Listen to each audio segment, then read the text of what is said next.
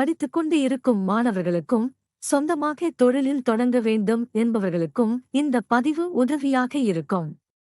அப்படி என்ன பதிவு என்று தானே கேட்கிறீர்கள்?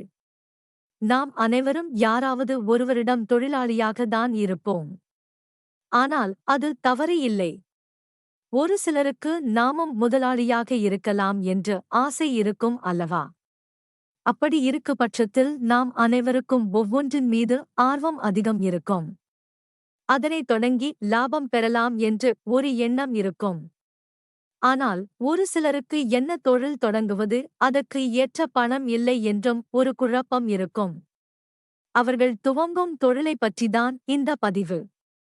இந்த தொழிலுக்கு அதிக முதலீடு தேவை இல்லை, ஓரளவு முதலீடு இருந்தால் போதுமானது. அப்படி என்ன தொழில் என்று பார்க்கலாம் வாங்க. நாம் அனைவருமே யாராவது ஒருவரின் விழாவிற்கு செல்வோம்.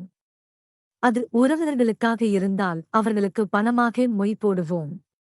அதே நண்பர்களாக இருந்தால் அவர்களுக்கு ஏதாவது பரிசு கொடுக்கத்தான் நினைப்போம். ஆனால் இப்போது அனைவருமே பரிசுகளை தான் கொடுக்கிறார்கள். காலப்போக்கில் இனி யாரும் மொய் எழுதுவதை விரும்ப மாட்டார்கள். அனைவருமே பரிசு வாங்கத்தான் செல்வார்கள். முன்புதான் என்ன வாங்கி பரிசளிப்பது என்று குழப்பம் இருக்கும். இப்போது நிறைய விதமான பரிசுகள் உள்ளது. அதனை வாங்கி நாமும் விற்பனை செய்தால் அதன் மூலம் நல்ல லாபம் பார்க்க முடியும். அதேபோல் தினமும் நல்ல வருமானம் கிடைத்தது போல் இருக்கும். சரி, அதனை தொடங்க எவ்வளவு முதலீடு தேவை என்பதை பார்க்கலாம் வாங்க. முதலீடு. இந்த தொழிலுக்கு மொத்தமாக 1 லட்சம் ரூபாய் மட்டும் இருந்தால் போதுமானது. இதை தவிர கடை வாடகை, கண்ணாடி என மற்ற பொருட்களுக்கு 1 லட்சம் இருந்தால் போதுமானது. கடை சொந்தமாக இருந்தால் இன்னும் நன்மையாக இருக்கும். லாபம். குறைந்தது 500 ரூபாயிலிருந்து 10,000 வரை பொருட்கள் இருக்கும். ஆனால் மக்கள் அனைவரும் குறைந்த விலையில்தான் பொருட்களை வாங்குவதற்கு விரும்புவார்கள். ஆகவே அவர்களுக்கு ஏற்ற விலையில் பொருட்கள் விற்பனை செய்தால் நல்லது. ஒரு நாளுக்கு குறைந்தது 5,000 1000 வரை விற்பனை செய்யலாம். எங்கு துவங்காலம்?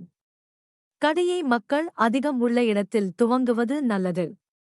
ஆனால் உங்கள் கடையில் இருக்கும் பொருட்கள் அழகாகவும் விலை குறைவாகவும் இருந்தால் நீங்கள் எங்கு கடையை வைத்தாலும் உங்களை தேடி மக்கள் வருவார்கள்.